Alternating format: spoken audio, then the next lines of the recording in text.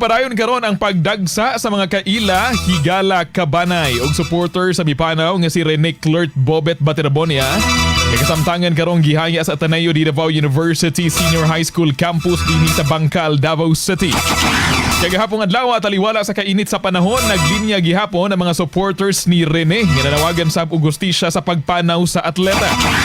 Samtang personal sab nga bibisita sa haya ni Rene si Vice President Sara Duterte kauban ang bana ni ining si Attorney Mans Carpio og ilang anak. Inialang sa personal nga pagpadayag sa ilang sinserong pahasubo sa pamilyang Baterbonia nga nagbangutan karong panahona.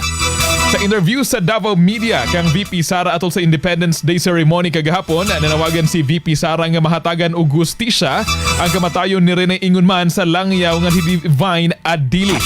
Atong paminawon ang nihimong tipik sa pamahayag ni Vice President Sara Duterte. Pakiramdam ko, kulang na kulang yung response ng Ateneo sa nangyari. Hindi lang kay Rene, no? Doon din sa isang foreigner na player din ng Ateneo na namatay. Dapat kasi sa mga ganyan na mga panahon ay nauuna yung pag-reach out nila sa pamilya at pagpapaintindi sa pamilya kung ano yung nangyari at ano yung mga kailangan nilang gawin.